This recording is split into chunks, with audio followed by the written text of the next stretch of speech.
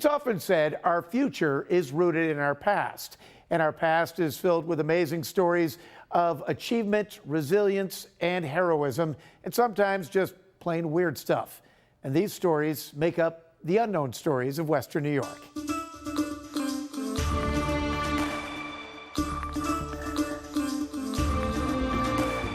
And we start now with a tale of peril and survival on the high seas. Well, at least the stormy waters of Lake Superior. It's a story similar to that of the wreck of the Edmund Fitzgerald, only with a much better ending.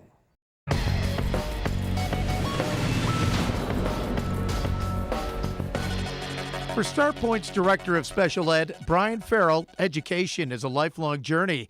And for much of his adult life, that journey has led him up his own family tree. That ship that was built was like the grandest ship of the Great Lakes Transit Corporation. And it was built right there. It was built right here. A journey that set sail on a ship named the Chicago, built in 1901 in the old Buffalo Dry Docks, which operated next door to where Riverworks is today. A ship that his great-grandfather, Patrick Farrell, captained 28 years later with a crew of 31 fellow Buffalonians. He sailed out of Duluth, Minnesota on October 21st in beautiful calm skies, sunny days. Sunny skies that quickly darkened. The clouds grew heavy and the waters of Lake Superior grew angry. And as he passed Devil's Island, that's when he was sailing right into hell. Hell in the form of a storm that swept across the Great Lakes, a tempest that whipped the waters into a frenzy. You had 50-mile-an-hour gales that were happening and about 10, 15-foot waves. To the point where they spent 2 days out in the middle of Lake Superior, slowly going in and out of waves. A blizzard condition started and it started to snow and ice was forming on the ship. The ship was ultimately pushed off course. Thinking they were headed towards Whitefish Bay to get to Sault Ste. Marie, and they actually wound up on the rocks on the western shores of Michipigatchen Island. And the beached ship was eventually swallowed by the torrid waters. They were stranded on the island for 3 days, and with food and water supplies. But the story of the stranded sailors overtook headlines around the world. Shipwrecked sailors may die in storm, reads one. Sailors face starvation on desolate isle, reads another. And the Buffalo Courier-Express reported 32 Buffalo sailors face death. But that story also included an optimistic quote from the wife of the skipper, Brian's great-grandmother. And she felt very confident that they would survive based on how large and strong they were. Soon enough, as the headlines read, she was proven right, as all 32 men were rescued unharmed. Researching this has been like being a detective, and I think that's what I love about history, is looking through those primary sources and finding bits and pieces, and it leads you to another piece of the story. Brian was even able to track down a scuba diver named Ken Merriman, who had shot underwater video of the wreck of the Chicago as she sits on the floor of Superior today. I sat down, I was overwhelmed by it, emotional, was able to pull it up, and there it was. Brian just wishes that his father, who he bought this brick at Canalside in honor of, would have had the chance to see the video. A video, an unknown story of Western New York, and a family story of heroics and survival that Brian will now pass along to his children. And our park system is something that was left to all of us by a man that we're celebrating this year, Frederick Law Olmsted 200. But what many may not realize is Olmsted's work also extended to mental health. In 1868, some forward-thinking civic leaders invited Frederick Law Olmsted. And to this day, Frederick Law Olmsted's park system brings Western New Yorkers a great setting to get some exercise, fresh air, and clear their heads. In fact, from the beginning, that whole body impact of green space was first and foremost with Olmsted. Frederick Law Olmsted believed in an idea called unconscious influence. So what he believed was that the environment in which people lived had an impact on their mood, on their mental health. While we remember Olmsted for his parks, many may not know his connection with this facility. He came here to design the parks, but was soon after enlisted by Henry Hobson Richardson to design the landscape for the soon-to-be-open Buffalo State Asylum for the Insane. The idea was to provide, fresh air, sunshine, greenery, just natural spaces to unbend, and this was his term, to unbend the mental faculties of persons who were influenced negatively by their environment in the city. The campus opened in 1880 and was considered state-of-the-art, not only for its treatment methods, but also the design of its grounds, which even included a farm and were as much a part of the therapy as anything going on inside. He planned out the placement of all of the trees and all the shrubs on the grounds. He planned out all of the walkways, all of the pathways around the building itself. And today, with repurpose efforts continuing at the campus, recapturing the landscape design goes hand in hand with restoring the buildings, just as it did in the original design work. Henry Hobson Richardson did for the inside of the building what Olmsted was doing for the outside. And on his 200th birthday, we celebrate Frederick Law Olmsted's work and commitment to body and mind. And now to a building with a rich history that's finding new life, addressing a very modern challenge. Built originally as the first Unitarian church, this building has hosted 3 presidents. John Quincy Adams in 1843, and 18 years later, Abraham Lincoln, both attending services with Millard Fillmore. Arguably one of the most historic structures in Western New York, and certainly the oldest in downtown Buffalo, this has been retooled to battle very modern problems. Ironically, the silver lining, if COVID had not occurred, not so certain that this structure would be as premier as it is today. What once served as the first school building for the village of Buffalo and the Buffalo Fine Arts Academy, which would grow into the Albright Knox, has found a new future thanks in large part to COVID. This is Central Command. This is the epidemiology department, the second floor. Erie County Public Works Director Bill Gary walked me through the building, which now houses the Department of Epidemiology and the Health Department. We had everybody everywhere, and we really needed this nucleus to be integral so that they could get up and do the job and keep us going with all the numbers and all of the tracking that was taking place. It's now fitted with the latest technology, including a state-of-the-art air filtration system, but they had to figure out how to do that while still maintaining the historic integrity of the building. This is in the Joseph Ellicott Historic District. We wanted to maintain as much of the history of this building from 1833 as possible. Like these 2 former vaults, the elaborate staircase, and even this wall, which once served as the main entrance into the original church. We leave the exposed brick, too, just to give a little bit of the historic nature of the building. This is a case of preserving history while planning for the future, all under one roof, all paid for with nearly $7 million in CARES Act funding.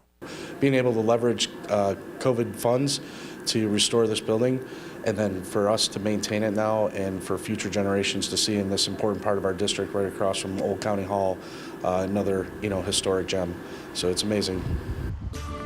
Up next, the unknown story of how the USS the Sullivans found its way to Buffalo's waterfront.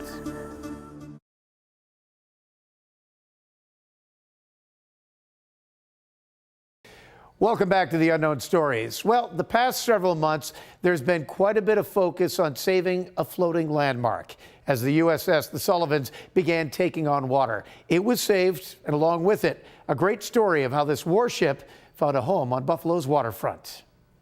On a summer day, the Naval and Military Park is a popular place to be, where a cool lake breeze runs head-on into our rich history. And we have a group of hard-working, proud Buffalonians to thank for it. It was a very formidable task. Don Alessi is the park's chairman of the board, and he remembers how this all started with a phone call from former family court judge Anthony LaRusso, who had just returned from a family vacation. And I went to visit a good friend of mine who was in the Marine Corps. He was a pilot. That friend suggested they take a side trip to Wilmington, where they had just put in a naval park. And he saw the USS North Carolina and was so impressed with its majesty that he thought it would be a good idea if we could have a naval park on the Buffalo waterfront. It was an eye-opener for me. It took this very kind of desolate, quiet waterfront area, and they were really generating quite nicely what they were going to do. He thought, why not Buffalo? He first contacted Mayor Stan Mikowski, who committed a plot of land. Then Congressman Hank Nowak, who pulled together $1.5 million in federal funding. And at that point, LaRusso sent a letter to the Navy to inquire about a ship. He had a particular interest in the story of the Sullivan brothers who were killed when the Japanese sunk the USS Juneau. I knew that there was a ship named after the Sullivans. I did not know where it went. Was it still active? They write back that it's available. It's in the U.S. Naval Yard, and it's in Philadelphia. And the next step, getting it here from there. So the judge put together a team of volunteers made up of Buffalo firefighters, police officers, public works employees, all who either had Navy or sailing experience. So that group then boarded a Greyhound bus bound for Buffalo's future. The first stop, Philadelphia. While they were there, the person that was in charge of the ships said, "Would you fellows be interested in a cruiser?" That cruiser turned out to be the Little Rock, and they wanted it, but had to take a second trip back. But on June 29, 1977, 2 seagoing tugs and 15 volunteer crewmen began their journey of 2,180 nautical miles, towing the 376-foot, 2,050-ton The Sullivans up the North Atlantic into the St. Lawrence, and then they hit their first snag. They got into Lake Ontario, and they were stopped by the government of Ontario to be in, catch this, in violation of the Rush-Bagot Treaty. A treaty from just after the War of 1812 declaring no military vessels in Canadian waters. They had to call in another favor from Washington to get clearance for both that trip as well as when they came back with the Little Rock. But the Little Rock presented another issue. They couldn't get through the Welland Canal because the ship was too large. They had to cut down the superstructure. Finally, they made it back home, and they parked her right alongside the Sullivans and welded the mast back in place. With the superstructure intact, the 2 former warships became an immediate centerpiece on our waterfront, and the efforts to get them there, another interesting chapter of the unknown stories of Western New York. And now, from a current attraction to one that brought visitors from all over to East Buffalo, the Little Harlem Hotel. Anne Montgomery was born in 1889 in Georgia. She bounced around the country before settling in Buffalo and setting her sights on making her mark. Yeah, she was a trailblazer, a businesswoman well before her time, who came here to Buffalo in 1910. And by 1920, she had her own business right here on this location. She originally opened an ice cream parlor here on Michigan Avenue. Over the years, this locale would undergo several business changes: a billiards hall, a supper club, and finally, the Little Harlem Hotel and Nightclub. It opened its doors in 1934 and was a popular spot, attracting quite a lineup of stars from Louis Armstrong to Joe Louis. We had so many great stars that came here not only to showcase their talent, but also to enjoy the talent here at the Little Harlem. Bing Crosby, like Lena Horne, like Cab Calloway.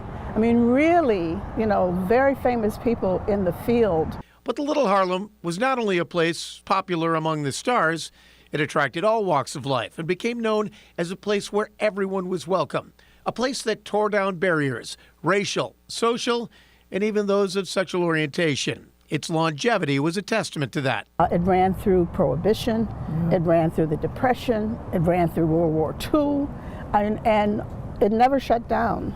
In fact, it was in operation until 1993 when a fire forced its demolition. The Little Harlem was in the Green Book so that people coming through, traveling across the country, African Americans, knew that there was safe harbor here for them. The book was a travel guide published from the 1930s to the 1960s and listed safe businesses for African American travelers to stay, eat, and patronize during the segregation era. It was also the basis of the 2018 Academy Award-winning film, Green Book. It was so unique to have a business run by an African American woman, but to have a business that was known throughout the country.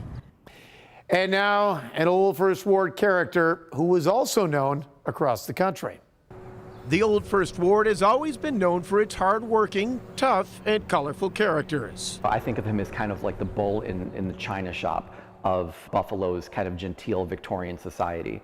William James Fingy Connors was born in the ward in 1857. He's this person who, isn't born into money. He's kind of got this hard scrabble life. He works on steamships when he's young. He's uneducated, but he was kind of the perfect storm of intelligence, of drive, and he had this huge chip on his shoulder.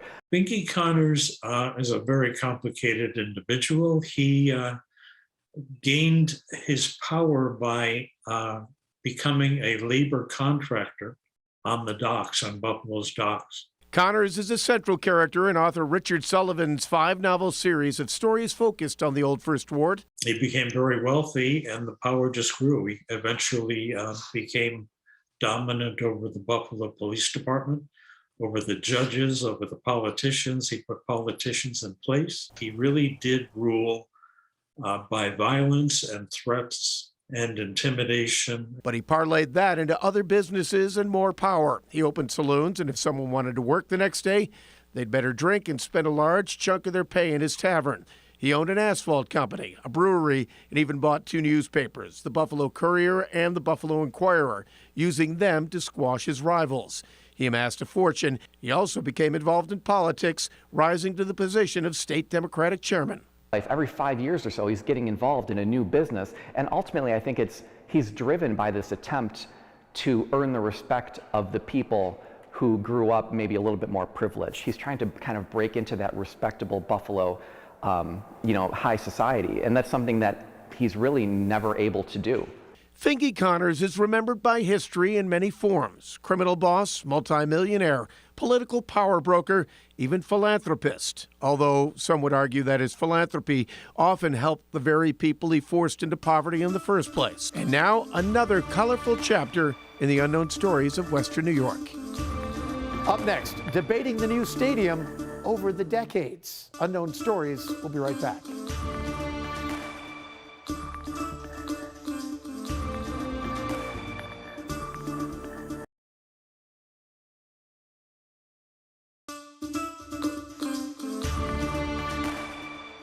The debate over a new stadium is as old as the Buffalo Bills themselves. In fact, in 1958, the City Planning Commission proposed this downtown stadium right where KeyBank Center and the Harbor Center stand today.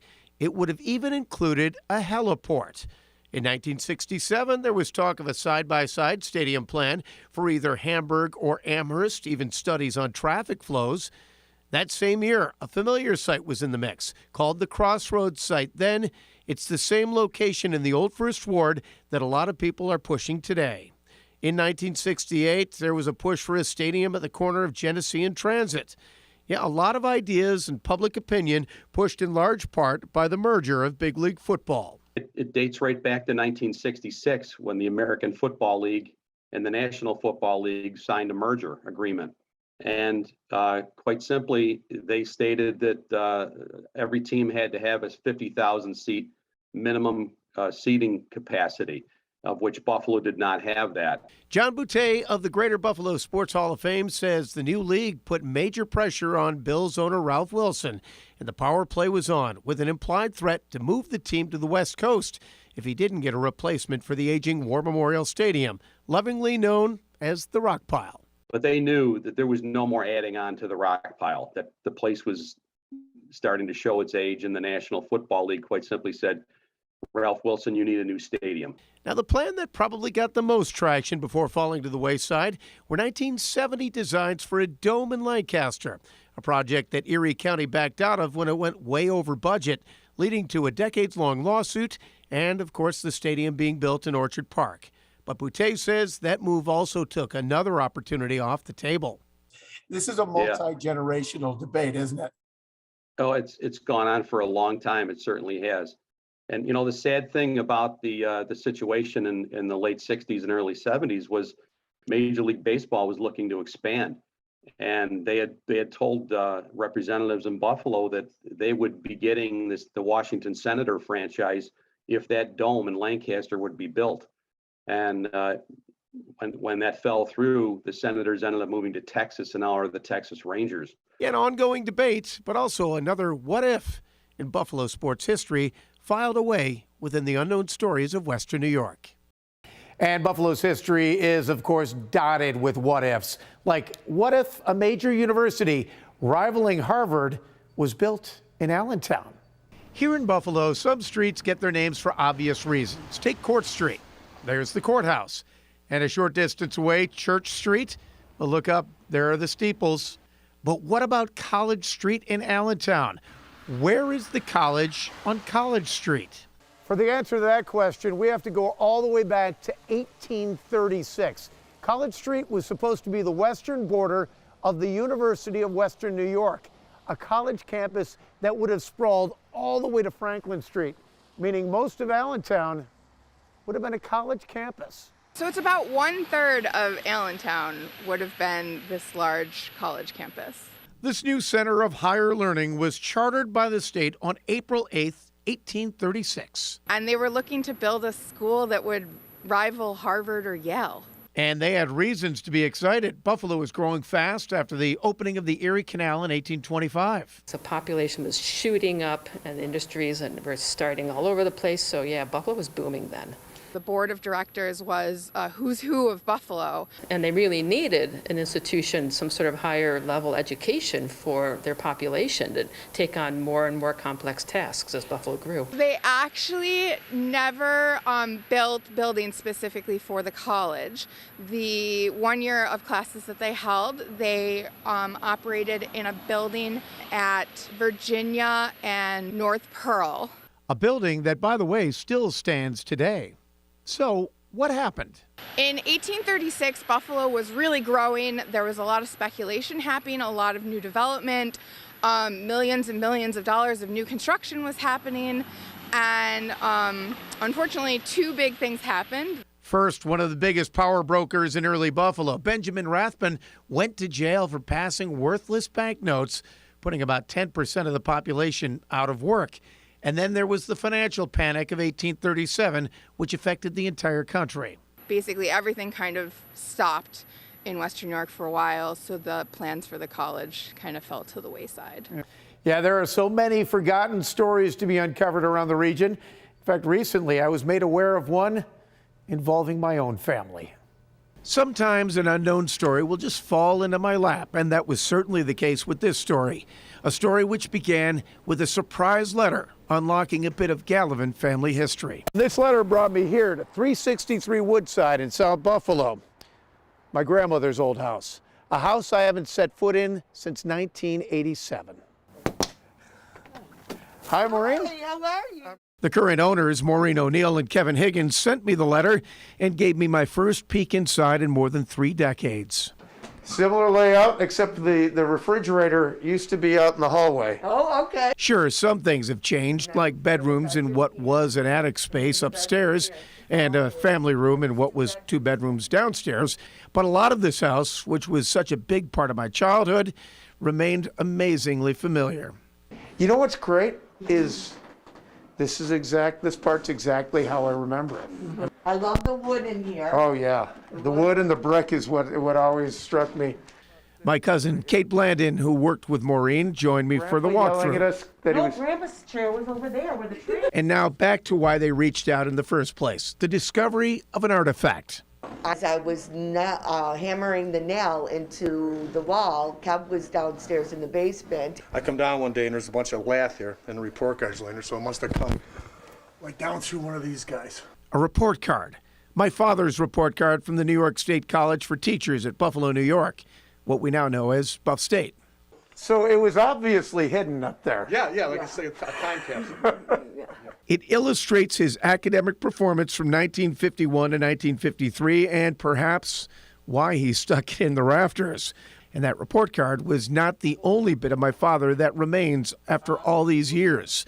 Large-scale drawings that he had done on the basement walls when he was a student were also still partially visible behind these cupboards.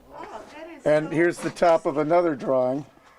Okay. Yeah, those are all Bill Gallivan originals. Kate and I exchanged memories of Grandma and Grandpa's house. I think I look at this room and think of Christmas dinner and how long the table stretched.